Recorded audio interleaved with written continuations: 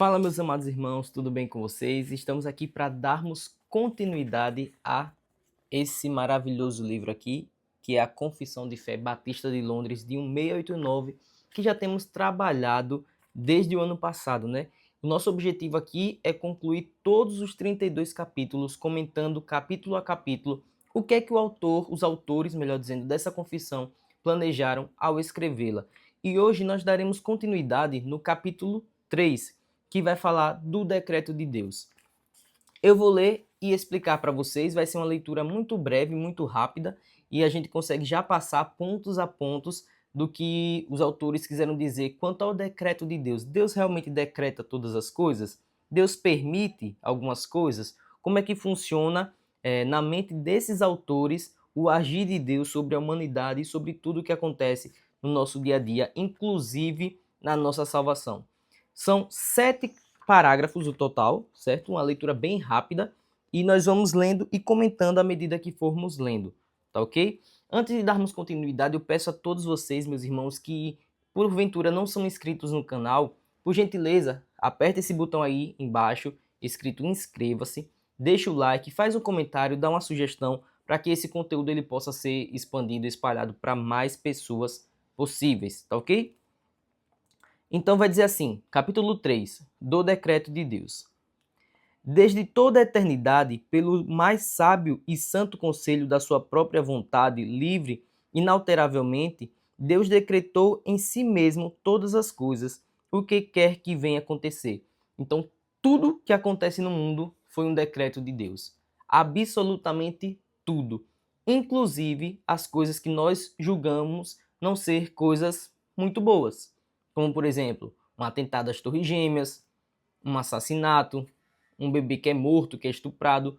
Tudo isso está dentro do decreto de Deus, do decreto soberano de Deus.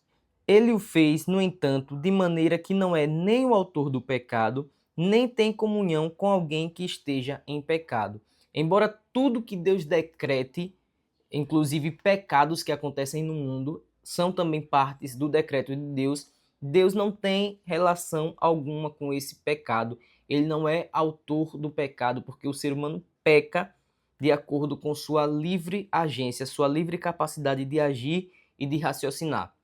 O ser humano ele faz tudo aquilo que ele quer, só que tudo que o ser humano quer está dentro de um grande círculo chamado decreto de Deus. Então Deus ele não é o autor do pecado, nem autor do mal como pecado, nem tem comunhão com aquelas pessoas que vivem em pecado, certo? Esse decreto divino também não viola a vontade da criatura, nem retira a liberdade ou a contingência das causas secundárias, antes estabelece-as. É o que eu acabei de mencionar, o ser humano tem livre vontade para agir, tem livre capacidade de pensamento, de raciocínio, só que tudo que o ser humano pensa e tudo aquilo que o ser humano faz em termos de ações, tudo isso já está predeterminado por Deus, predestinado por Deus, decretado por Deus, de forma que o ser humano ele não se sente coagido a nada. Tudo que ele faz por sua livre e espontânea vontade. Acontece que a vontade do ser humano é cativa aos decretos estabelecidos por Deus. Nisso se mostra a sabedoria de Deus para dispor todas as coisas, assim como o seu poder e fidelidade para cumprir o seu decreto. Tudo aquilo que Deus decreta, obviamente, ele cumpre, porque a sua palavra não volta atrás e aquilo que Deus pensa, aquilo que Deus planeja, automaticamente é lei. Parágrafo 2 vai dizer o seguinte: embora Deus conheça tudo o que, mediante todas as condições cabíveis, tem a possibilidade ou a probabilidade de ocorrer, ele não decretou coisa alguma por prever que ela ocorreria no futuro ou sucederia mediante tais ações. O que esse parágrafo está querendo dizer é que Deus não decreta as coisas mediante aquilo que ele viu, que é o que muitos arminianos vão crer, né, dessa maneira. Eles vão dizer que a salvação do homem, a eleição é condicionada. Condicionada a quê? A fé que Deus previu que alguém teria.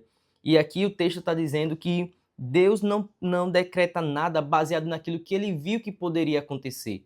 Ah, eu vi que fulano de tal creria em mim lá em 2030. Então, beleza, então aqui eu vou decretar ele para ter a vida eterna. Não, pelo contrário.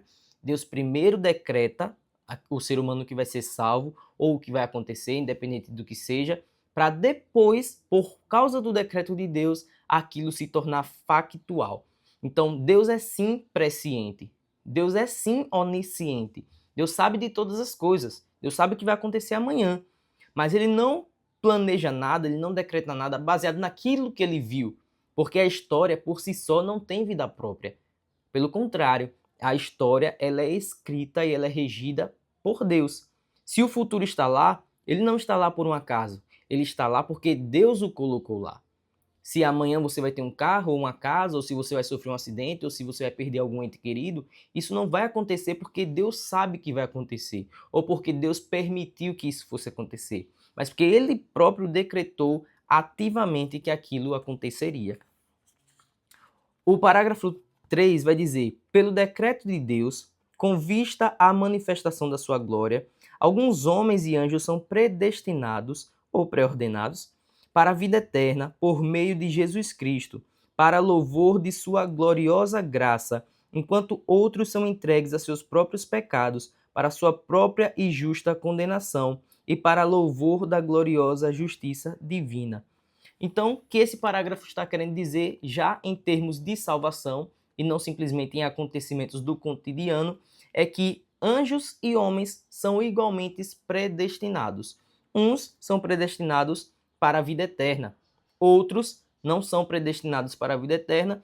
Consequentemente, essas pessoas, de forma automática, são então predestinadas ao inferno. Essas pessoas ou esses seres, né? Seres angelicais. Então, não apenas homens, mas anjos também. Satanás, por exemplo, já está predestinado a passar toda a eternidade no inferno. Satanás está impossibilitado de se arrepender, de se converter dos seus maus caminhos. Ele já tem um decreto sobre ele, ele pagará até a última sentença. O parágrafo 4 vai dizer: esses anjos e homens, os predestinados, assim predestinados e pré-ordenados, são particular e imutavelmente designados para o seu destino, sendo o número deles tão certo e definido que não pode ser aumentado e nem diminuído. O que esse parágrafo está dizendo é que a eleição de Deus, quer seja para condenação, quer seja para salvação, ela já tem um número certo, de forma que ninguém perde salvação e ninguém passa a adquiri-la, de forma que no meio do percurso Deus decrete uma nova condição, porque a condição dos homens já são decretadas antes, lá na eternidade. Então, se o ser humano que nasce hoje, ele já nasce na condição de eleito ou não. Ele não vai conquistar isso durante a sua vida, entendeu? Apenas a eleição ela será aplicada. O ser humano pode sim nascer numa família, num lar que não é bem estruturado, que não é cristão, viver uma vida depravada, uma vida de longe dos caminhos do Senhor, e ao longo do tempo ele conhecer a Cristo e se converter, pode. Mas porque antes, lá atrás, Deus já tinha decretado que eles seriam eleitos. Não porque a partir do momento que nasceu, Deus pensou: poxa, esse cara pode ser um grande instrumento nas minhas mãos, então peraí, deixa eu mudar aqui, ele a partir de agora vai ser um eleito. Não, esse número não pode ser aumentado e nem diminuído. Tampouco, nem os que são eleitos podem perder a salvação, que é o que muita gente advoga, né?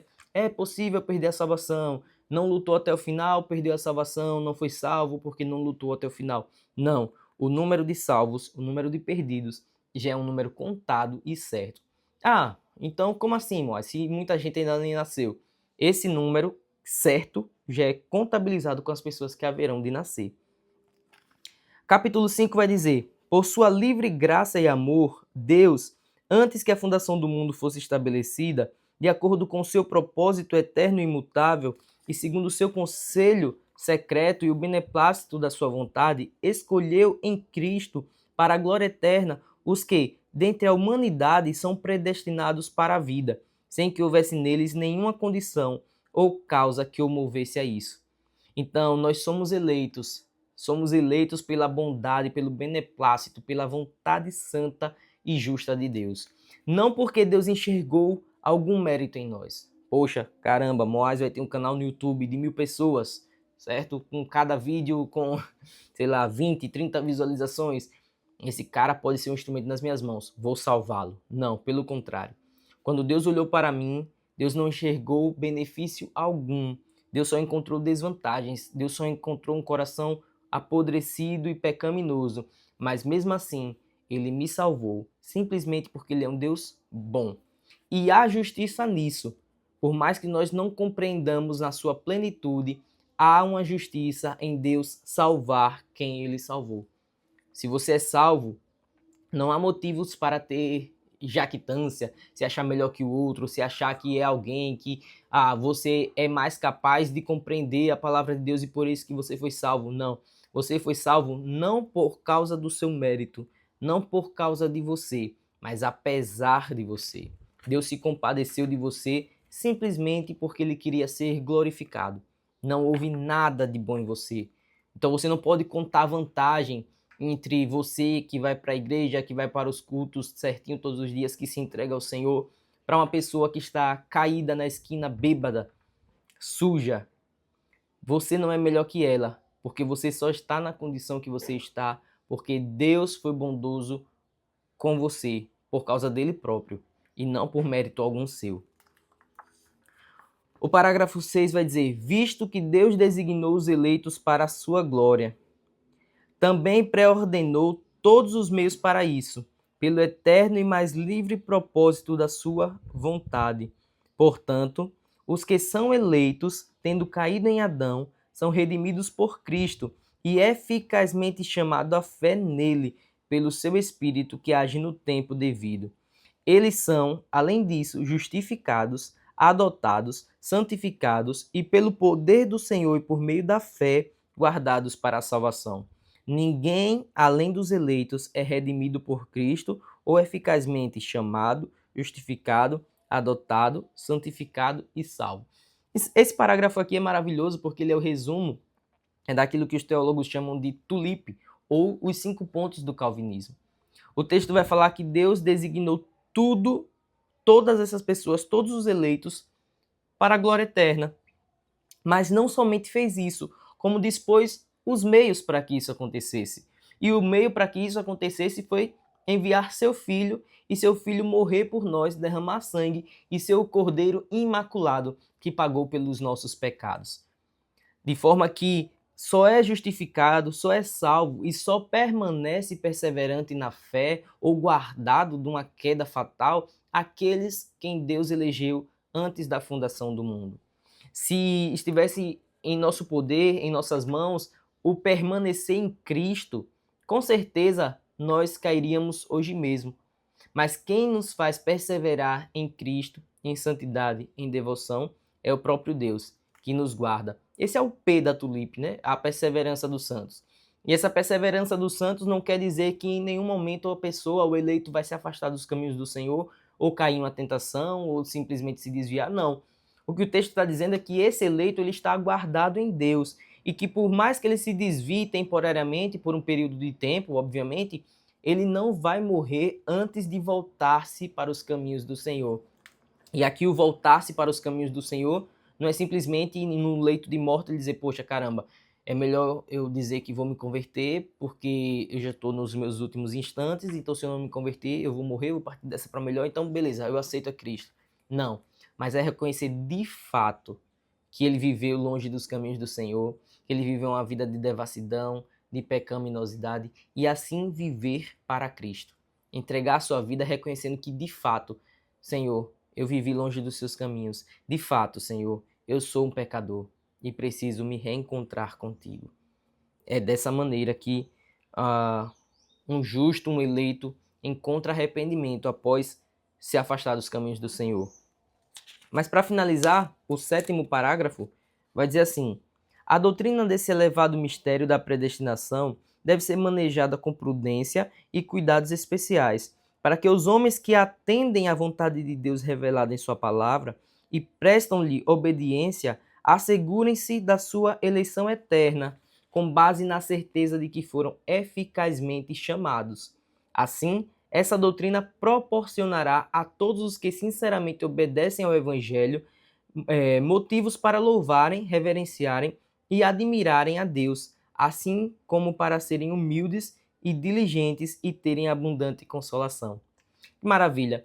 O texto está dizendo que o fato de você ser eleito não é para que você se gabe, não é para que você se ache melhor que seu irmão, como já mencionamos, mas é para você olhar para Deus e dizer: aquilo que parecia impossível, Deus fez. O maior milagre da humanidade é justamente saber que pode ser salvo por meio de Cristo.